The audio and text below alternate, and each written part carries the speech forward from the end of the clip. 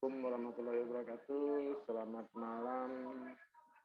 Perkenalkan, saya Andrian Noval dari Universitas Mercu Buana. Kali ini saya akan mencoba melakukan presentasi dalam memenuhi tugas 2 saya yang mata kuliahnya aspek hukum dalam pembangunan.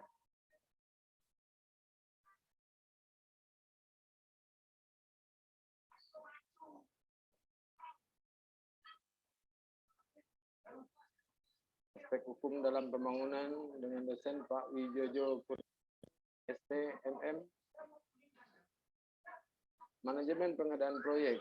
Tujuan dari proses pengadaan ini adalah untuk mendapatkan barang dan jasa untuk kebutuhan proyek. Kaitannya dengan teknik, kualitas, jadwal atau schedule, biaya, serta tujuan pencapaian lainnya dalam proyek.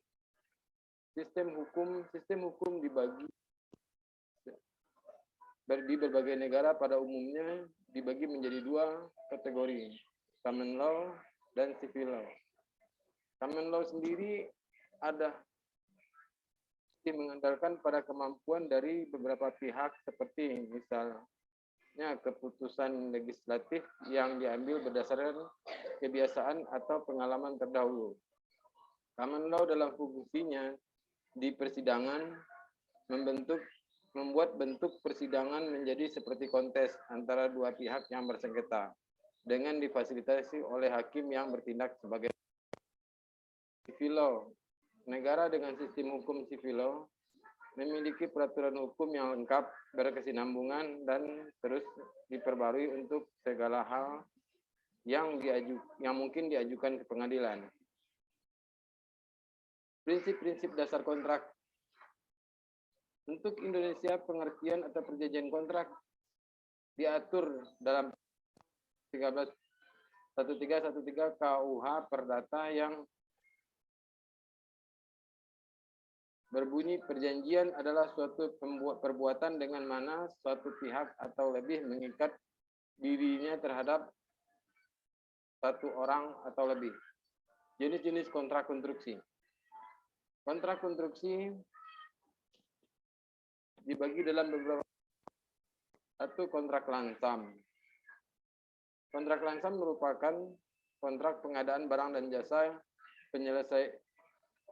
jasa penyelesaian seluruh pekerjaan dalam waktu tertentu sebagaimana ditetapkan dalam kontrak. Kontrak harga satuan atau unit price kontrak.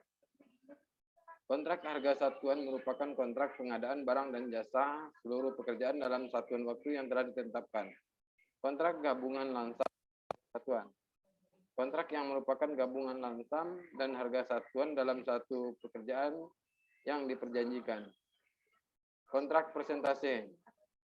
Kontrak pengadaan jasa konsultasi dan atau jasa lain.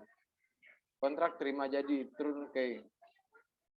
Merupakan kontrak pengadaan barang atau jasa konstruksi jasa lainnya atas penyelesaian seluruh pekerjaan dalam waktu tertentu. Langkah-langkah dasar pengadaan proyek. Perencanaan pengadaan atau menetapkan barang dan jasa yang akan diadakan. Perencanaan kontrak, memilih peserta pelelangan dan melengkapi request for proposal atau permintaan proposal. Respon dari pemasok, menyiapkan proposal pelelangan, pemilihan pemasok, evaluasi pelelangan, dan penyerahan kontrak. Administrasi kontrak, manajemen kontrak, penutup kontrak dapat dilakukan apabila seluruh kegiatan telah selesai dan dipenuhi persyaratan secara lengkap. Kontrak kerja konstruksi.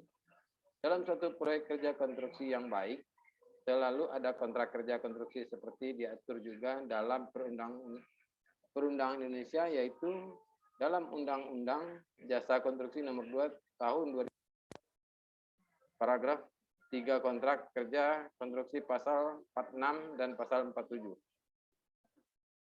Kontrak kerja konstruksi paling sedikit harus mencakup uraian mengenai 1. Para pihak, rumusan pekerjaan, masa pertanggungan, hak dan kewajiban, yang penggunaan tenaga konstruksi, cara pembayaran, wan prestasi, penyelesaian perselisihan, pemutusan kontrak, kerja konstruksi. Keadaan memaksa, kegagalan bangunan, perlindungan pekerja, perlindungan terhadap pihak ketiga selain para pihak dan pekerja. Aspek lingkungan, jaminan atas risiko yang timbul, dan tanggung jawab hukum kepada pihak lain dalam pelaksanaan pekerjaan konstruksi atau akibat dari kegagalan bangunan dan pihak penyelesaian sengketa konstruksi. Kontrak kerja konstruksi di dunia. Di dunia banyak sekali jenis kontrak yang dapat, sedangkan di Indonesia sendiri banyak menggunakan FIDIC Condition of Contract sebagai kontrak kerja dalam proyek konstruksi yang berskala besar.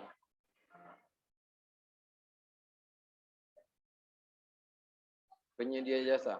Hak penyedia jasa. Untuk memperoleh informasi dan imbalan, kewajiban penyedia jasa melaksanakan layanan jasa konstruksi. Penyedia jasa yang menggunakan sumber pembiayaan dari keuangan negara dilakukan dengan cara tender atau seleksi, pengadaan secara elektronik, penunjukan langsung, pengadaan langsung.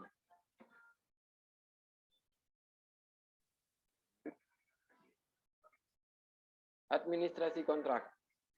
Klaim konstruksi.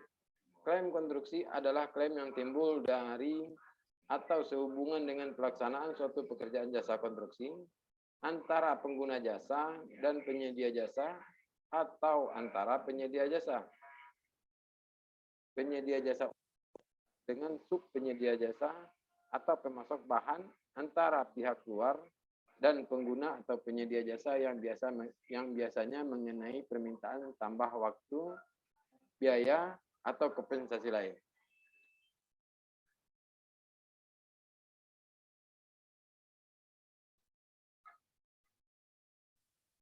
Adapun penyebab klaim oleh pengguna jasa yang disebabkan karena pekerjaan yang cacat, pengguna jasa dapat mengajukan klaim pada penyedia apabila hasil pekerjaan tidak sesuai dengan spesifikasi kontrak. 3. Keterlambatan oleh penyedia jasa. Klaim kerugian dapat timbul apabila penyedia jasa menyelesaikan pekerjaannya dengan tepat waktu sesuai dengan perjanjian kontrak. Pembelaan klaim. Para pengguna jasa yang menghadapi klaim-klaim penyedia jasa dapat membalas dengan klaim tandingan. Klaim jenis lain walaupun jarang terjadi timbul karena pemutusan kontrak. Klaim-klaim oleh penyedia jasa. Klaim dalam proyek konstruksi oleh penyedia jasa terhadap pengguna jasa biasanya banyak sebab.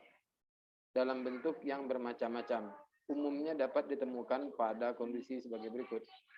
1. Adanya keterlambatan atau cacat informasi dari pengguna jasa. Biasanya dalam bentuk gambar-gambar atau spesifikasi teknik. Adanya keterlambatan atau cacat dari bahan-bahan atau peralatan yang pengguna jasa. 3. Perubahan permintaan gambar atau spesifikasi, perubahan kondisi lapangan, atau kondisi lapangan yang tidak diketahui. 4. Pengaruh reaksi dari pekerjaan yang bersamaan. Larangan-larangan tertentu termasuk keterlambatan atau percepatan pelaksanaan pekerjaan penyedia jasa. Dan kontrak yang memiliki arti mendua atau perbedaan penafsiran.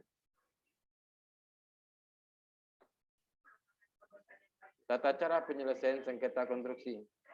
Tahapan upaya penyelesaian sengketa konstruksi sebagaimana dimaksud pada ayat 2 meliputi mediasi, konsiliasi, dan arbitras. Mediasi sendiri adalah cara penyelesaian sengketa kontrak pengadaan di luar pengadilan melalui proses perundingan kedua belah pihak untuk pencapaian kesepakatan yang dibantu oleh mediator selama proses penyelesaian selama 30 hari. Tahapan mediasi, proses pramediasi. Para pihak yang bersengketa mendaftarkan kasus ke badan mediasi. Para pihak bersama-sama menunjuk mediator yang sesuai dengan sifat mediator yang ditunjuk, mengadakan pertemuan dengan seluruh pihak, membahas peran mediator, prosedur, dan biaya. Proses mediasi atau negosiasi. Mediator mengadakan pertemuan terpisah dengan para pihak dalam mengumpulkan data, informasi awal. Mediator mengadakan pertemuan dengan semua pihak untuk bersama-sama mendefinisikan permasalahan, kepentingan, kebutuhan para pihak yang bersengketa. Mediator membantu para pihak untuk mengembangkan alternatif penyelesaian atas permasalahan, kepentingan, dan kebutuhan yang telah didefinisikan. Para pihak bernegosiasi mencapai kesepakatan atas alternatif penyelesaian yang dipandu oleh mediator. Akhir dari mediasi, apabila tercapai suatu kesepakatan, para pihak akan menandatangani sebuah dokumen penyelesaian yang selanjutnya akan diproses dalam bentuk perjanjian yang mengikat. Bila tidak tercapai suatu kesepakatan, dapat mengakhiri mediasi dengan mengajukan pengunduran diri dari proses mediasi.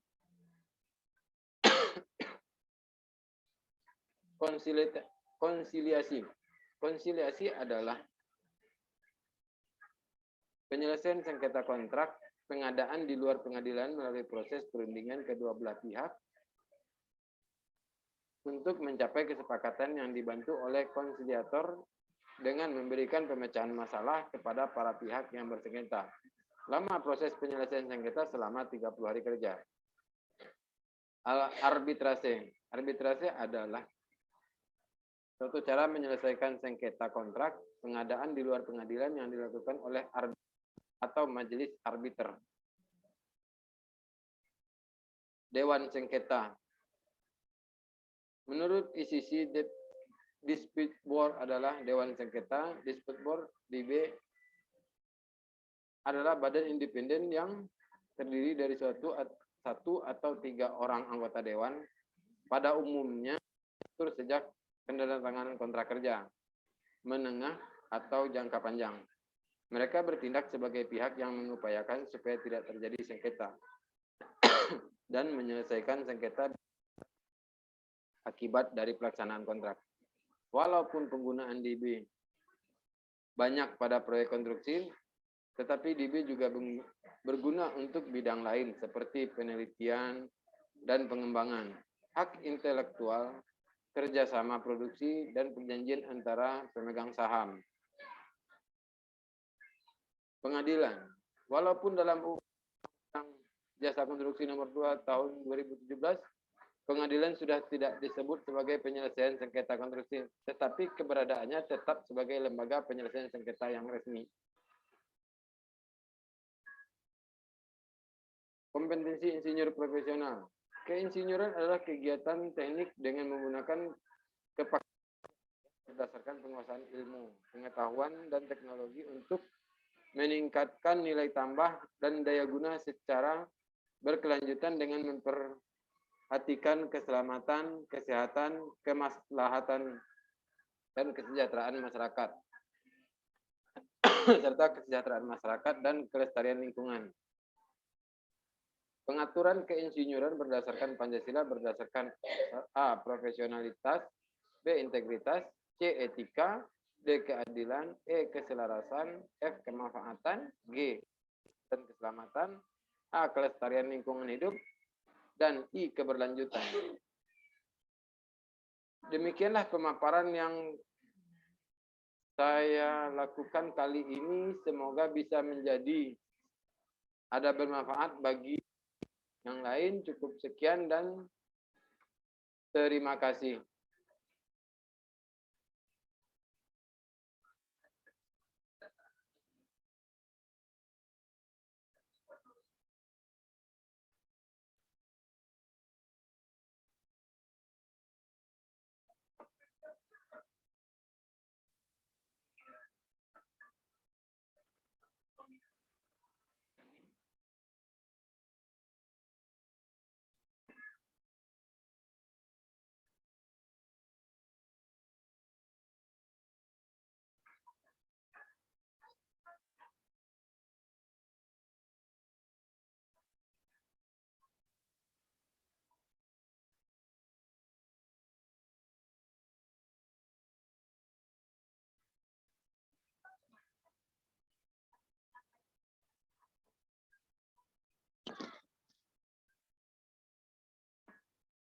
Cukup sekian, terima kasih pemaparan saya kali ini. Saya akhirnya semua dengan kata Waalaikumsalam warahmatullahi wabarakatuh.